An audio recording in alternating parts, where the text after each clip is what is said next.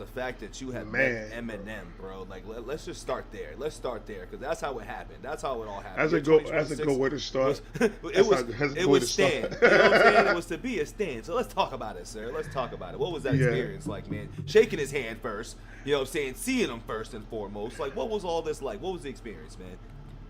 It was surreal, bro. It was out of this fucking world surreal. The minute that that he was like in front of me, bro, it was just like I didn't know. I had to compose myself. There's a video that caught me do it too.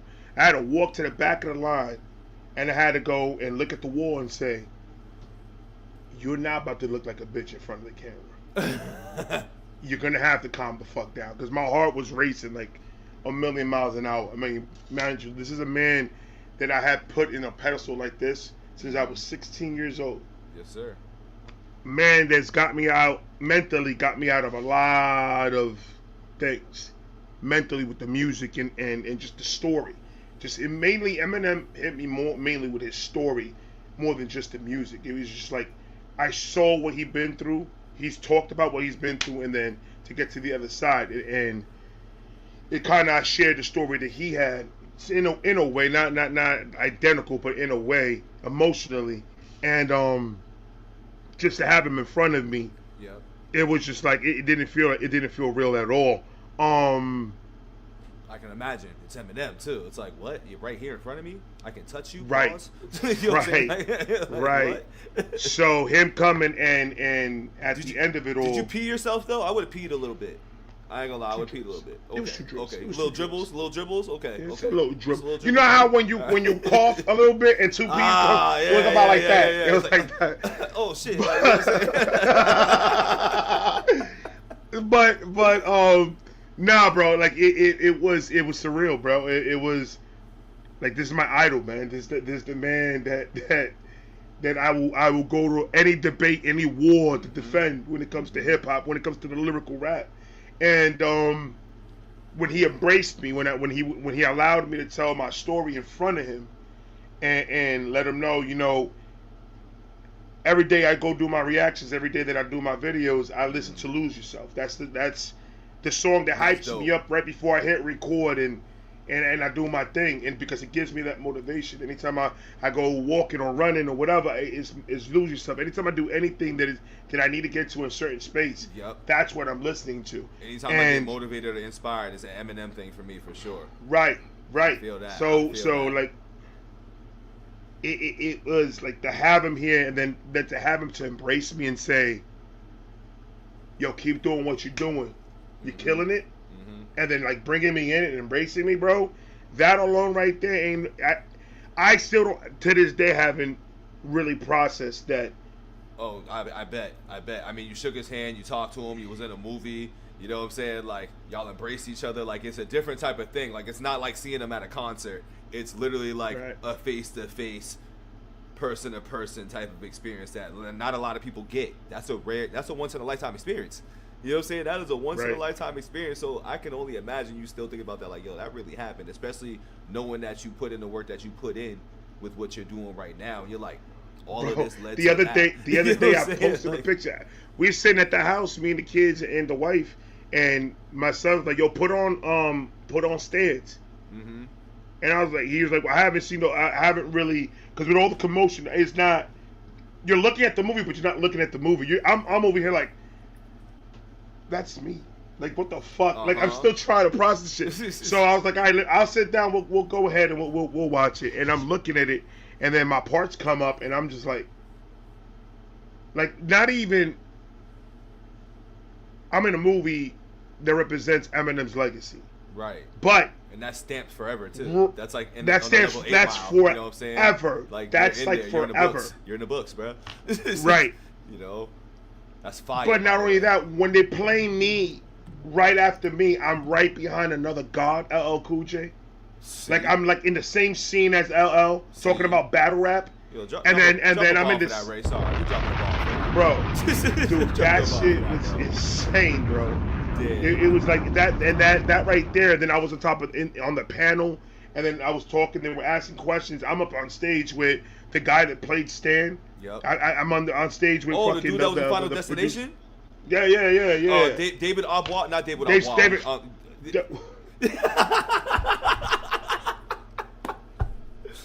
David Cinema for some shit, you know what I'm saying? It's a name. It's a crazy name, you know what I'm saying?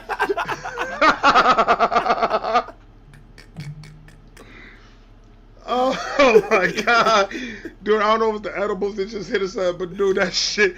Though you turned this nigga to a French villain. That nigga said David Lebois. Like what the fuck? Like that nigga sound like he just stole a whole entire fucking diamond, bro. I can't pronounce the last name either, but come on, Paul was on there. Paul Rosenberg was on the stage, crazy. Wow. and it is like Paul. Even Paul just fucking come on, like Paul so just fire. just right behind me, just photobombing my picture.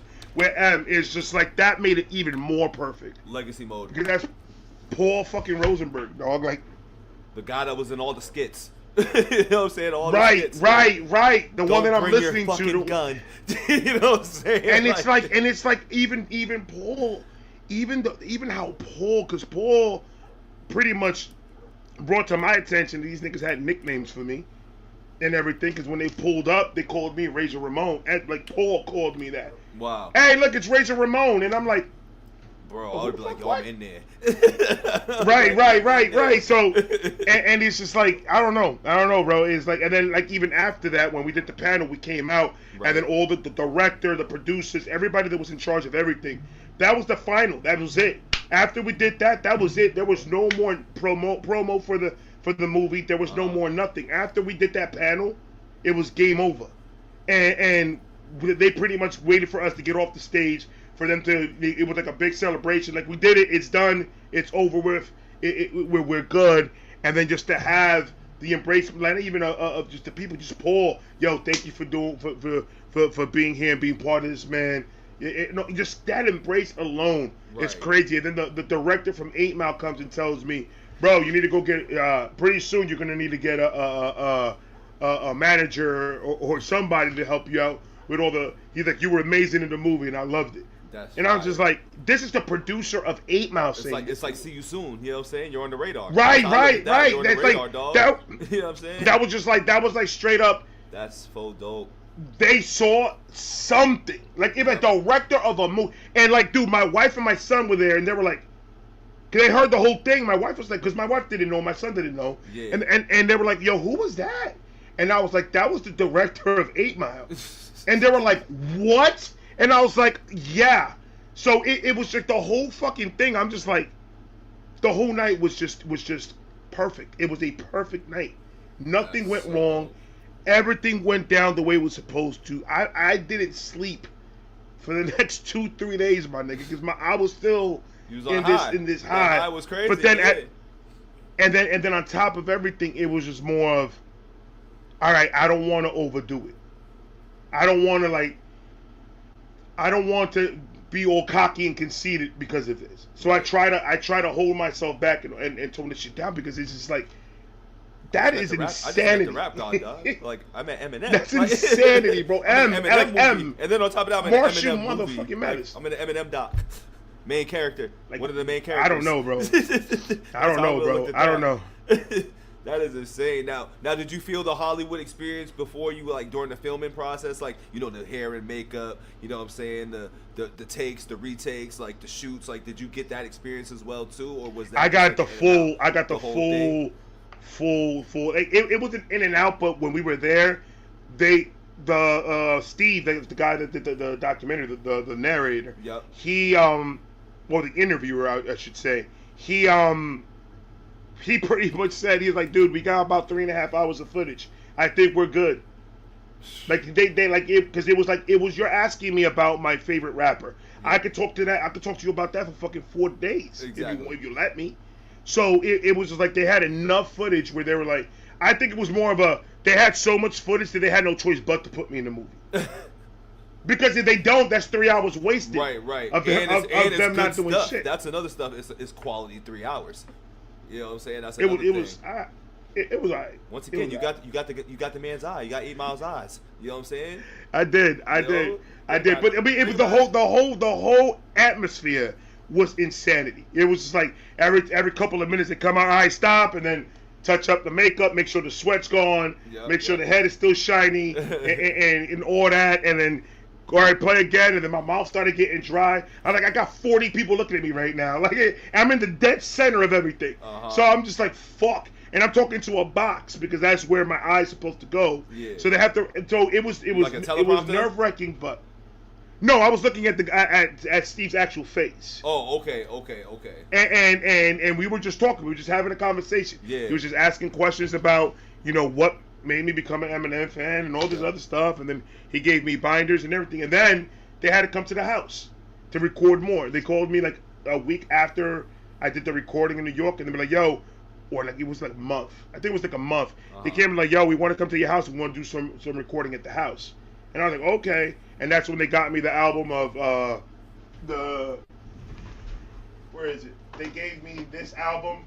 So in the movie you could see, hold on, I got a couple in here. In the movie, you could see that I'm, like, towards the ending, you see me listening to a record player with my headphones. I'm in this studio. I'm in my studio when they're recording that, and they gave me pretty much this for free. Oh, shit. And they were just like, we just want you. I would have kept it in the wrap. Well, I had to. The part of the whole scene was me. Yeah, I had to open it. I had to take out the record. Yeah. They told me take out the record and just put it in the record player. Play whatever track. It don't matter. Just I make believe you're by yourself. Yep. Just put like you're putting on a record and you're about to listen to music. The make believe we're not there. Yada yada yada. And so I just put it on. A little bit. You was acting a little bit, right? You was in that. Oh, that vinyl's fire. Yeah. That's a fire ass vinyl, dog. Yeah, I was. There was some type of. They were like, "You're a YouTuber. You're like you just do a little bit what you do in your videos." Do on YouTube. and then I was like, and then I'm looking at do what I do in my videos. I was like, so you guys are watching my shit like that? Like, fuck it, hey, bro. You on the radar. And I get once again. That's the theme. Oh my god, that's dope. That is dope. I love the artwork. Oh no, that's not a pill. Okay, the grave. That's fire. Right. That's fire. So that then that was another fucking like 3 hours right there, just getting scenes and walking towards my studio, then in the kitchen with my wife and all the other stuff, and then they got that done. And the crazy part is, I get an email from somebody hit me up and said, hey, I'm watching the Stand documentary in London. And because they had a premiere in London before they had the premiere in New York. Wow. And they were like, and I saw you. Ray's global. Bro, before I even knew that they were releasing the Stand documentary already, she hits me up and tells me, oh, I saw you. And I'm like, I don't even know I was in it. Because they said we're doing all this recording, but we don't know who we're going to put in the movie or not. Right, damn. Right. So when she tells me, she pretty much gave me the okay of, yeah, you're in the movie. So I'm just freaking out now. Now I'm like, holy fuck. And then that's when I get the email. Hey, we want you to come be part of the panel, and we want you to be in the premiere of the Stand documentary in New York. We'll fly you out, yada yada yada. We'll get you your hotel. We'll do all that for you. We just need you in here. We need you to be here for about a day and a half to 2 days. And I was like, all right. And then I had to make that happen. And I was like, and then it came to a point where I was like, I don't think I'm going to be able to make it, because they said they were not. They comped the flights and everything for me, but not for my family. Mm-hmm. So when my wife and I was like, I don't know, because the way the money is tight and shit. Yeah. And they were like, we got tickets for your wife and your kids to go see the movie too. So just come and bring them. So they comped them for the tickets. We just paid for the flights. Okay. And I was gonna pay for my flight, and then they were like, no, we're gonna comp you. We got you. That's dope. So it was pretty much, I went there for fucking free. I didn't have to do shit. And no, dude, it was just the whole thing. The whole thing is just insanity. It was just insane. Drop a bomb for that. Dropping bombs, man. We doing the Noriega thing out here. We drink champ in the day. We champs. We the champs. You know what I'm saying? we the champs today. Noriega's my nigga, bro. I fucks with Nori, man. Hell yeah, I fucks with Nori, man. I love Nori. Noise and shit. But yo, man, what was Eminem like? Like, what was his personality? Like, was he tall? Was he short? You know what I'm saying? Like I seen him at concert, but I wasn't up close and personal, so it's like it's a little bit different. When I saw him, I was just like, it seemed like he had like an aura around him. Like it was like, did he have like just an orange glow when he walked in, kind of on some like? It it was weird. Shit, it was weird. Like, but it was like once he started talking, it was like, oh, this is a regular dude. He gave like he's regular. The way he talked, like the cameras with the cameras and the hype and everything, with everybody putting it on IG and stuff like that, it looked one way. But in person, I was like, he was literally like he was not even doing it for the cameras. You know how some dudes be doing it, and you see that they're doing it because it's their job. They have to do it because they're managers. It's like he wanted to, and then I had a feeling that that's what it was. That he wanted to be there to like talk to us because he was just talking to us. He wasn't all right now you all right now no it was a regular fucking thing, right? And then he left. We saw the movie, and then they told us that we had to go backstage. No, not backstage, in the green room. All of us, all the stands that were there. We had to go back to the green room once the movie was over, before the panel. And then when we went back there, the people that were running it came and told us, you know that he was not supposed to do that, right? And then we're all sitting there like, what are you talking about? Y'all got an extra treat. Like they were like, he was told, you're coming in here, you're taking one picture with everybody. Right. You're going to announce the movie, and then you're leaving. And that was Eminem it. Like, nah, fuck that, man. Fuck that. I'm about to M came in. He's like, nah, we're gonna talk. He said we're gonna talk. That's all he said. We're gonna talk. And then I was like, so he was not. No, he genuinely wanted to stay there and talk to us. I would have been. It was not motherfucker, man. Bro, and I'm just like fucking A, and it's just like, and that was like, that's what solidified what I was feeling, because he's a regular dude, bro. Right. He's Eminem. Yes, he's the rap god. Yes, he's that nigga. Yes, he's a legend. Yeah. But he's a regular fucking dude. I don't know how else to explain it. He's just regular. He talks regular. He acts. His mannerisms. Everything is just like I went to school with him. Like that was my boy. But then I was just like, then it started making sense. That's exactly why he went to the roller coaster that he went to, because he's just a regular dude. Right, you give a regular dude that much fame and that much power so early in his career. And he was a megastar early too. Yes, he was a megastar really quick. Went from a regular guy to a megastar just overnight. Overnight star. And never changed it up. Yep. And he never changed it up. He stayed the same exact motherfucker that he was. It was like he actually hated it when he was in the thick of it. He really hated it, to be honest. He was not a fan of that shit. I mean, you hear it in the music. Say Goodbye to Hollywood. He did not like it. You know what I'm saying? You hear it in the Marshall Mathers LP. You heard it real early on in the music. He hated that shit. He was not a fan. He hated that shit with a passion. He was not. He was like, and even when the camera was off and we were saying our goodbyes to him, that's when he embraced me. We literally had a moment. He was like, keep doing your shit, man. He's like, you're killing it. Keep doing your shit. That's fire. And in my mind, I'm like, I'm killing it. That tells me you watch my shit. Like, yeah. You like right? Marshall, so Marshall I'm just throws like, me on the tube. That's crazy. Like, and then I turn around, and then the girl that I was on stage with, she looks at me, and I turn around, and she just like, cause she stays with like an open, like, did that just fucking happen to you? Right. And I was just like, I guess it did, cause he took me in, bro. He brought it in like that, like we were boys and shit like that. And I'm just like, I need to go to the corner. I need to register all this shit, because my brain ain't fucking wouldn't have washed my right hand for probably like a couple of days. Like my hand's not getting washed. I'd be like, yo, this hand. That hoodie never got washed. I never washed that hoodie. I took that hoodie off, put that shit in the closet. That shit's in the fucking closet right now. And I haven't washed it. I haven't touched it. It still smells like Eminem. You're like, I know, I got Eminem's cologne right on my hoodie. We good. Right after that, we went to go eat late night pizza. Me, the wife, and the son. And there's a little bit of pizza sauce right here on the white hoodie, and that shit's still on there. You're like, I'm not washing that hoodie for shit. Staying right in the closet. You might as well frame it. You might as well frame it, dog. Right. That's amazing. Oh man. my That god! is But yeah, amazing. man, it was a great. It was one of those moments that is like, yeah, I'm for a while. I'm not gonna be able to register that shit in my brain, bro, because it's just like, it's too much. Do you feel like you made it to like another level doing that though? Like I would have been a little gassed. I'm not gonna lie. Like going through all that, I would have been a little gassed. Like, do you feel a little gassed? Be honest. No. You know what I'm saying? No. I would have been like, yo, I kind of made it somewhere. You know what I'm saying? Like I'm connected to something.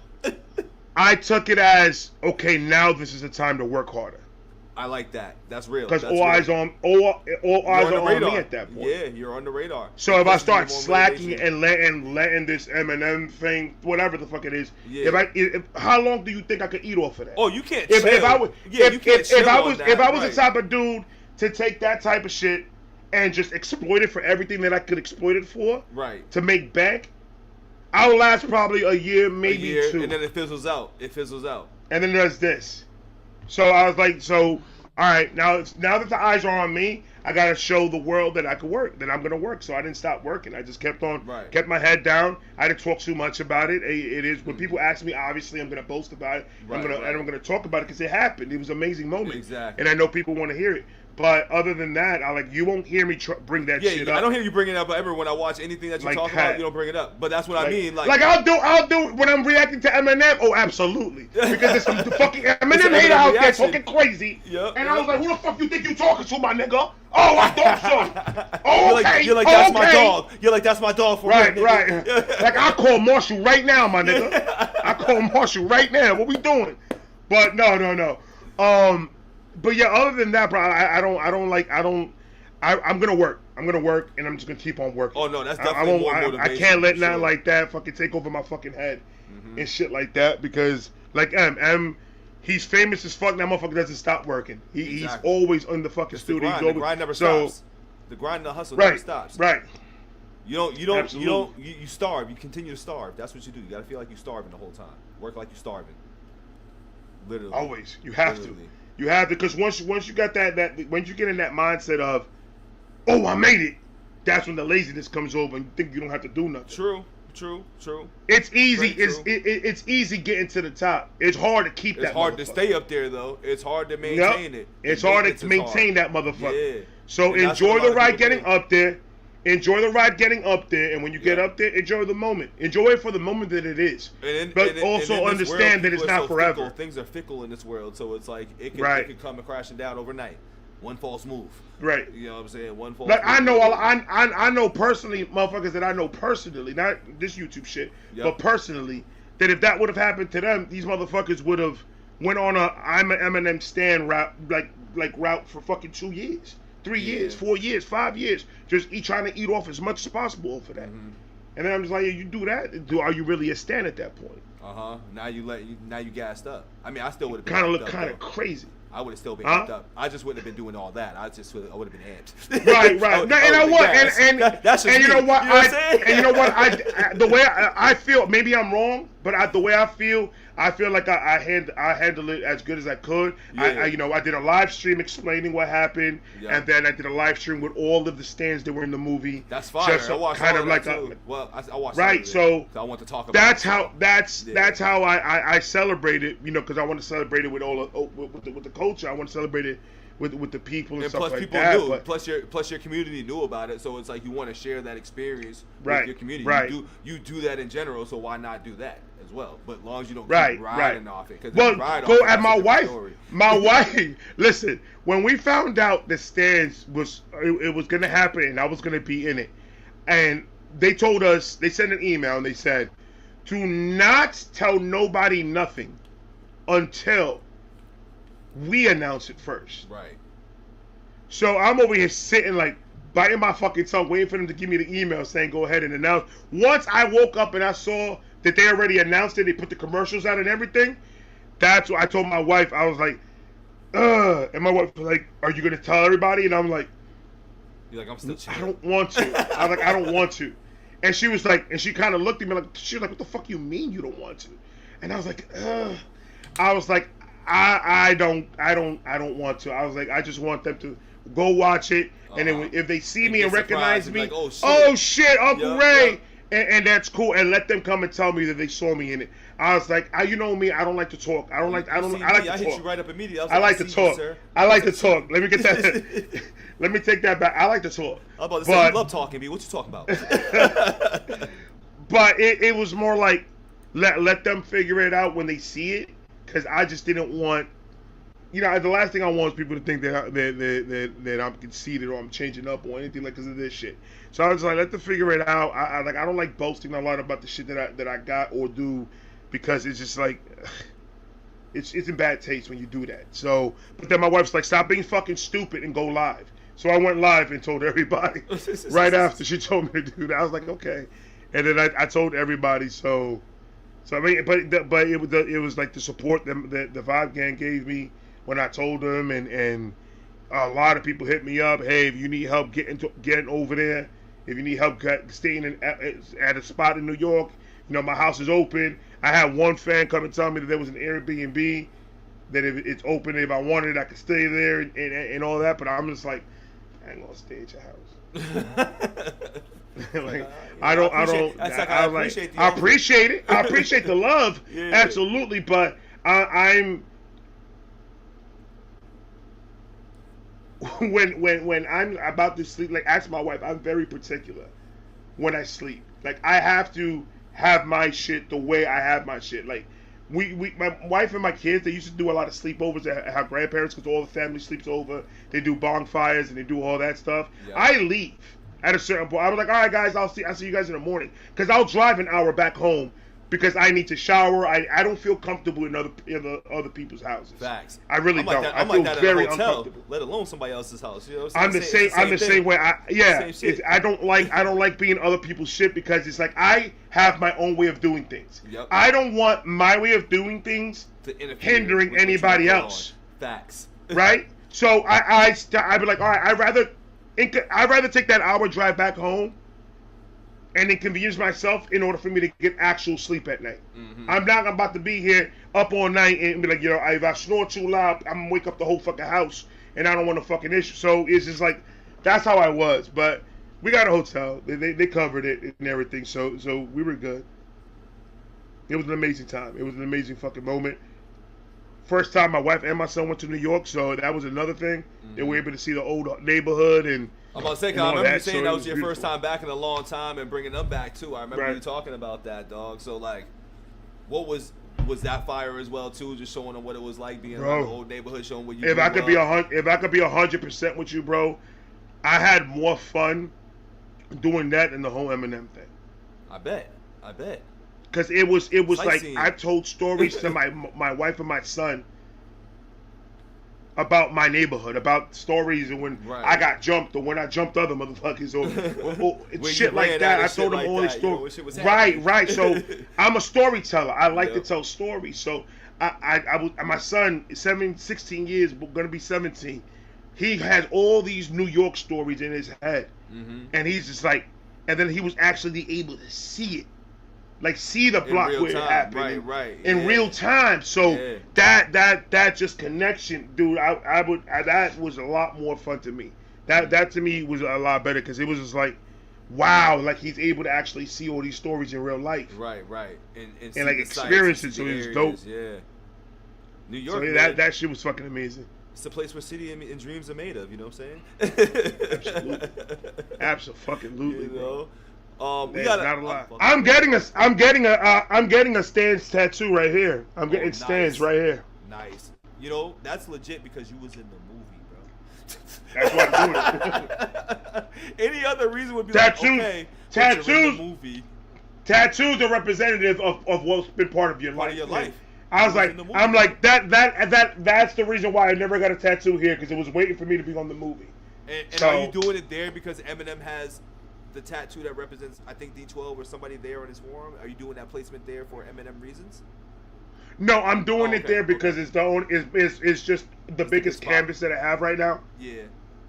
I don't even think I got space there anymore. But that's a dope spot, though. That's a dope spot. How are you gonna do the stand? Are you gonna do the stand kind of like the movie promo, or you don't want to disclose that yet? You don't have to disclose. what? Okay, so what's the point? The point of the tattoo is going to be it's a stance tattoo because I'm a stan. I'm a stan. But it's gonna be a add-on piece because I'm gonna start adding. This is gonna be pretty much my YouTube arm. Okay. I'm gonna have Stan here, but I'm gonna have everything else implemented into. Like, I want to get the Sick Boy tattoo somewhere implemented around. That's the logo. The logo. Yep. The logo. That's a sick I want to get it somewhere too. around it, and I just want to implement a lot around the whole entire tattoo. Are you gonna throw like the vibes, reaction stuff in there at all? Yeah, like yeah. Word. I was gonna do like the Beehive, my Patreon, and the Vibe Gang and all that, and do also. It's gonna be a bigger piece than just the stands, but I'm starting it off with the stands tattoo. Okay. Once I see it on my arm, then I'll be able to say, okay, I want this here, this here, this here, this here, because I'll know what I have to work with. So, but it's gonna be a bit. It's gonna be right. It's gonna be a big piece, though. It's gonna be a huge piece.